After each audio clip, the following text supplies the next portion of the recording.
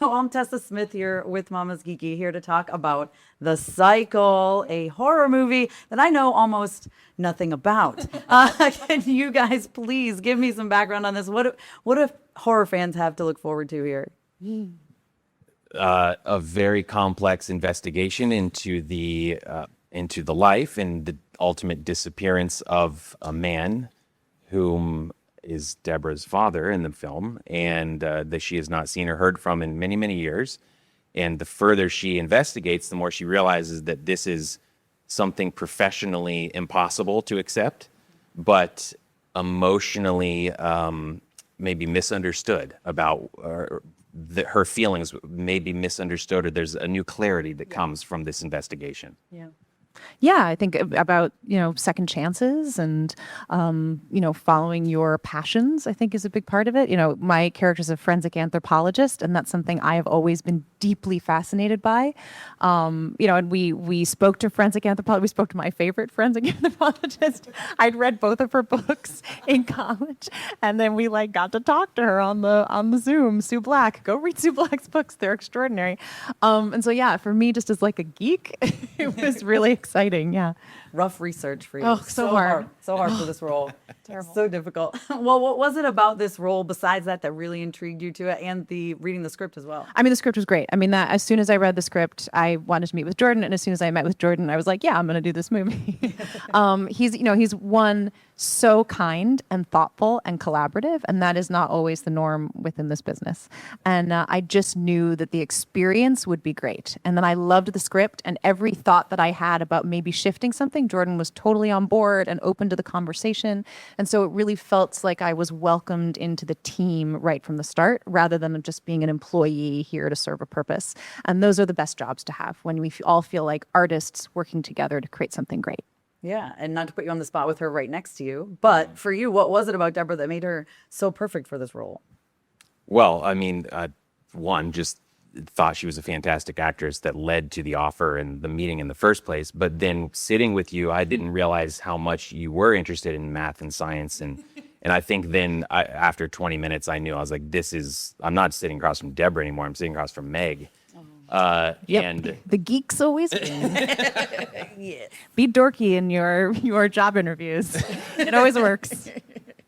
So it was pretty quick that it felt like, and I'd say too, the script could be taken in a really dark and dour way, and Deborah's so warm that it brought a levity to the character and to the film that I think is honestly something that was kind of unexpected and unplanned in a way that's really, really satisfying at this point. Yeah, when we were starting to talk about collaborate on the look of the character, what kept coming to mind was library mouse. She's a professor who spends all her time in the library researching, but she also goes to dig sites where they've found corpses. And so she's a weird rock and roll goth meets library mouse kind of mix. And it was fun to kind of go, let's lean into that rather than doing kind of traditional lead of a horror movie. We could really give her some character. So yeah, it was fun to figure out what that was.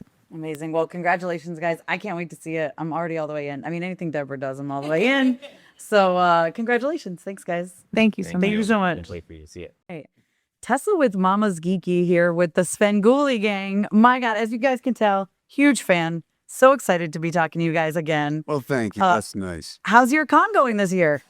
Well, it's been amazing. I mean, last year was fun and we got a great reaction, but this year with all of us in makeup and costume, it's been pretty overwhelming. And it's just so nice to see all these people show up and come to see us. Yeah. How about for you two? How is it going?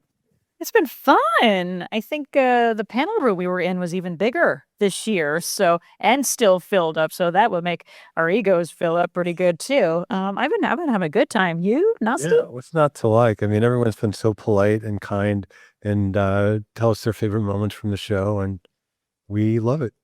Yeah. So I got to tell you, so I watch this with my husband all the time. Yeah. And then now our kids are 13 and 15. And so for the last few years, they've been watching with us. It's every Saturday night. Did you get the email? What's it going to be tonight? And so for you guys, what does it mean that this really is a family affair for some people? It's something that I love to hear because more often than not, I'll hear from people that we all get together, all the different ages of our family get together to watch the show together. And I can't think of too many shows that are on TV right now that's true with. So we take that as a big compliment. Yeah. Do you guys have anything to add? I just like seeing the pictures some people post. It's like their tradition where they get the entire family in front of the television, in front of whatever is playing that night, take a picture. Then they all sit down, but then they post it on like the Facebook groups. Yeah, yeah. It is absolutely adorable. And 3 generations is a tough game to pull off. You know, a lot of shows will have 2 generations, and you go, that's pretty amazing. When you get to 3, you're doing something right. So Rich knows his stuff. And we all have shirts. Like we had the onesie for our little one when she was birth, you know?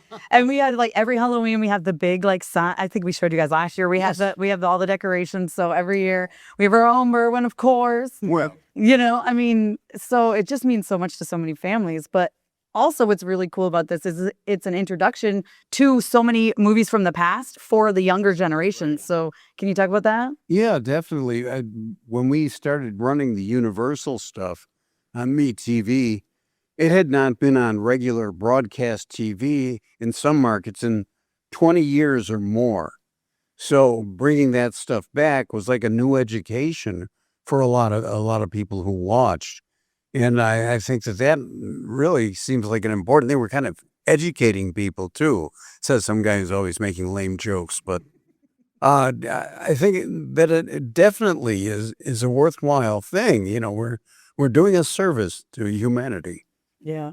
About the disservice. Oh, no. Bill? I have nothing to add. Perfect. Disservice. A disservice. Well, is there one film that you guys haven't tackled yet that you really would love to eventually? One I've been bringing up is King Kong, the original King Kong, which is a very long movie, and we'd have to expand the show in order to show it. But I've always been a fan of stop motion animation, and that's just such an iconic film. I would love to show that. That and now I'm blanking out. What's the other one that I like with Michael Rennie? The Day the Earth Stood The Day the Earth Stood Still. Yeah. Exactly. I'd love to run that. Listen, I'm seated for those if you ever do them. I'm seated for everything every Saturday. Listen, thank you guys so much for your time today. I really appreciate it. Well, thank you for having us back. Yes, It's of nice to see you. Of course. Good to see you guys. Thank you. All right. Well, I'm here to talk about a really crazy film, Victorian Psycho. This was an adaptation from a book. I love it, and the book is notorious for being pretty like gory. So, going into bringing that to life to the screen, kind of like what was that process? Well, you always start from trying to understand what the main character's psychological position is, and then you kind of go from there in terms of building out the structure of the narrative. So it started from needing to understand what Winifred Naughty is all about and what makes her tick. And her sort of defining thing is that she desperately wants to fit into Victorian society, but she's constitutionally incapable of doing that because she is a psychopath, a murderous psychopath. And so you need to strike the right balance of showing all these scenes where she's working very, very hard to repress all of her completely psychopathic instincts so that she can fit in with the Victorian society that she's in. But then you also have to show the moments where that gets unleashed because that's true to her character and that's the central drama of the story. And that's one thing I love too, because usually when you get like psychopathic characters, especially in films like this that are in films and novels too, that are meant to be, they kind of embrace it. They don't try to push it down and they don't try to kind of like walk away from it. So, that's a different way that she has approached it. Mike Monroe she's such a scream queen. Like getting that balance, you said, like kind of striking that. How was that?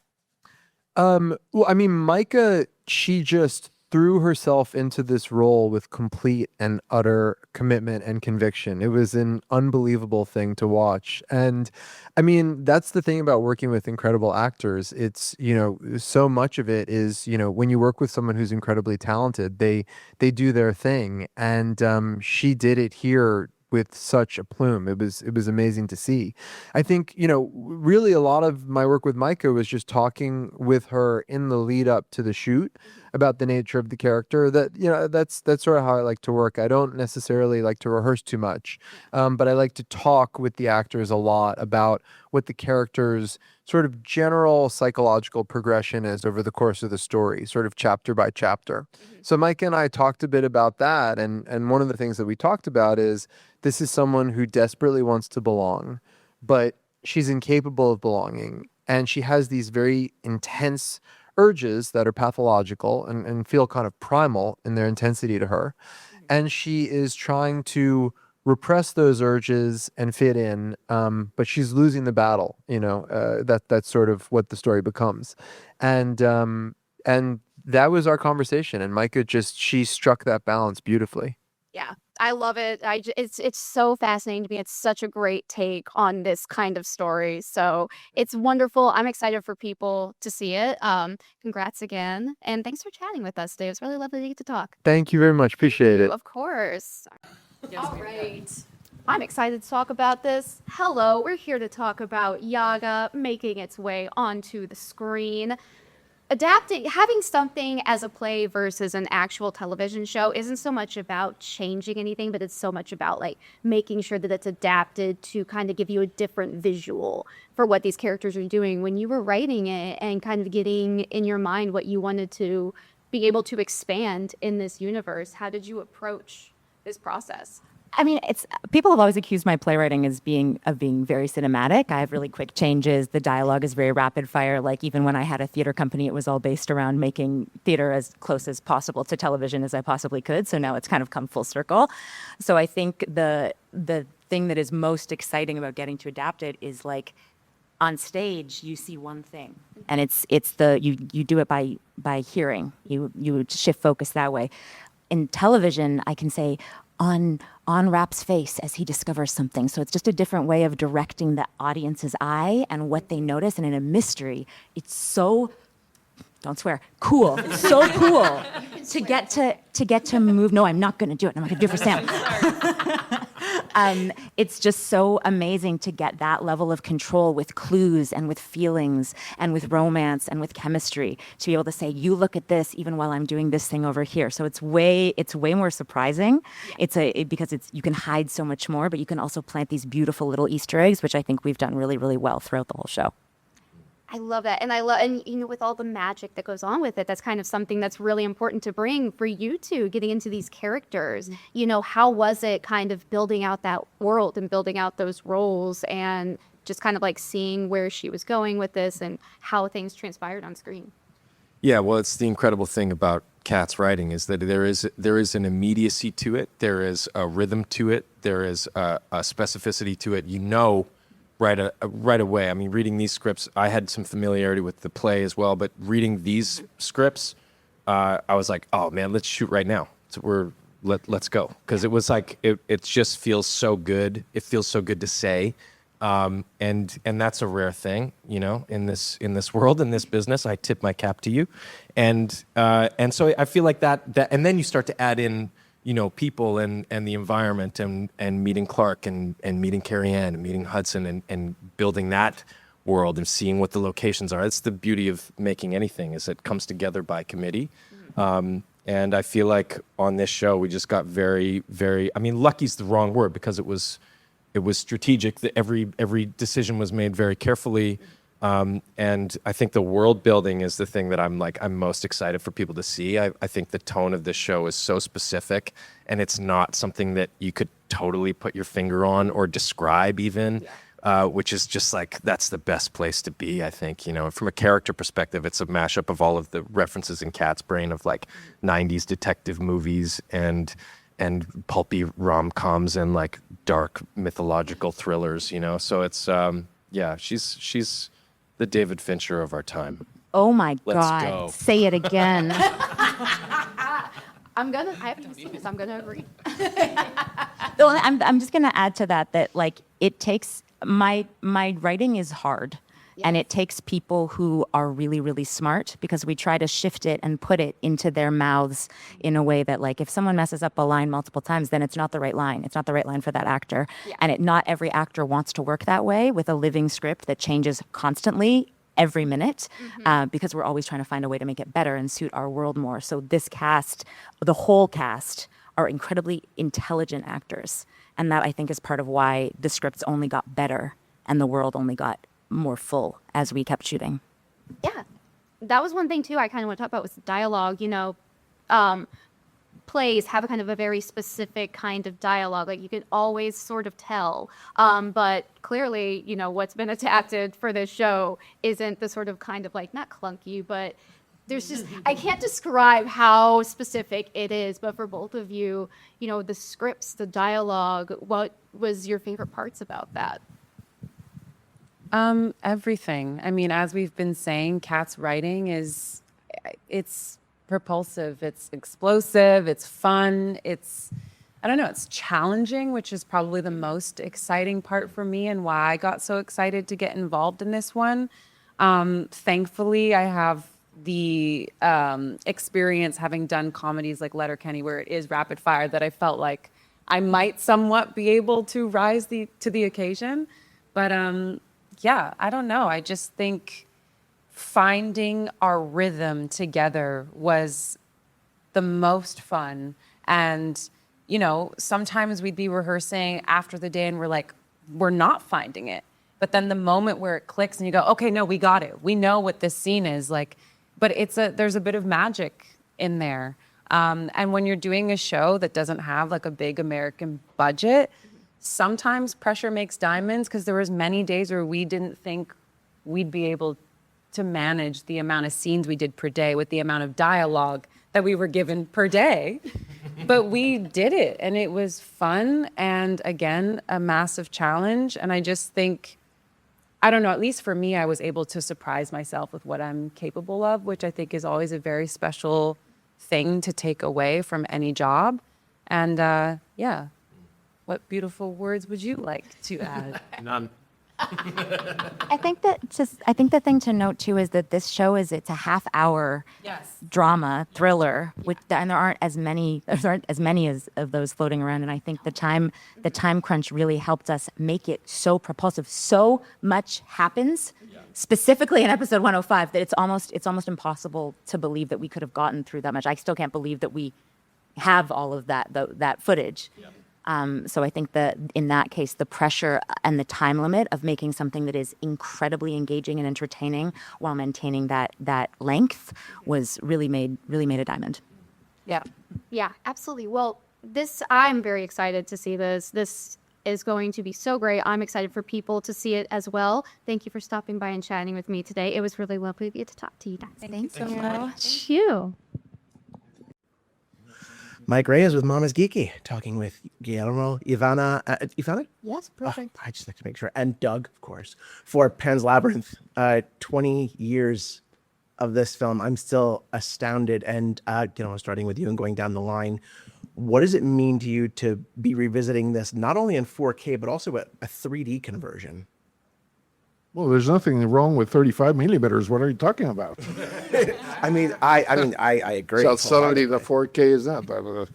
So the 4K is like the minimum iteration that digital can offer. So yeah, the 3D we have to see what that is. I'm looking forward. But a 35 millimeter would sell out in a heartbeat. A 35 millimeter show would sell out in a heartbeat like that. Like if you announced that was going up tonight. Yeah. There you go. Well, I'm very excited, but I don't know what exactly I'm in for. I do know some elements come alive, and some of the movie's going to be in 3D. So it's excited. It's exciting, but it's also exciting to just be able to share it again with the world, and to not only have people revisit the movie, but new audiences and generations see it for the first time. And I'm excited to see what that does for people, and if in today's day and age they also connect to the movie like they did 20 years ago. Yeah, honestly, 20 years ago when this movie was projected on film onto a screen, it was magical. The theater experience is unlike any other, especially on our day and age of small screens, watching things on tiny screens. This is not a small screen movie. So to see it now in 4K and 3D, it's going to add a complete new dimension to to this for new audiences and old ones that want to see it revamped. I think it's a great thing. But also, even just if you strip the 3D and the 4K away, Yeah. the fact that it's coming back to theaters, like I have this film on disc. I've seen this disc before, but there is just something more special of being able to be enveloped with it. Yes. And Ivana, I wanted to start with you, and then we can cycle around. But this is I want to say maybe a bittersweet fairy tale. It's not so much a dark fairy tale. Like there's always sort of bittersweet with Guillermo's work. And why do you think it's important to keep those sorts of stories going, especially now? I think now more than, well, I mean, always, but now more than ever, I guess the way I see it as an adult, because I was a child back then and maybe not aware so much of what was going on around me, but it's important to tell these stories and I think, to use art and imagination and fantasy as a way or as a means, I guess, to fight against the darkness and the violence. And, you know, this movie, I think, plays around with those themes in such a beautiful, inspiring way.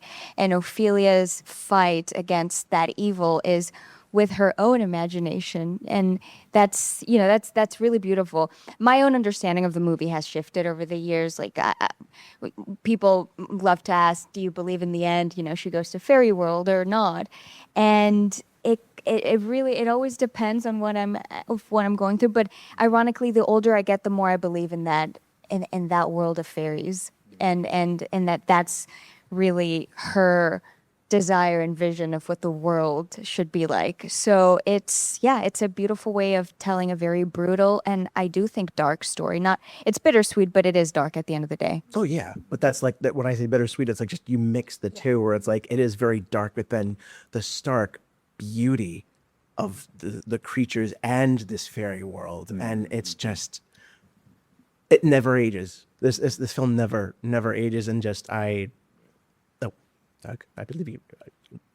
Oh well, thank you, all three of you, for spending time with me today. I'm sorry we ran out, but let's start a podcast. We'll just do the movie. Everybody loves to do 1 minute of a movie per episode, so we'll just do that. It's a deal. Thank you very much. Thanks for having Thank you. Thanks for having us.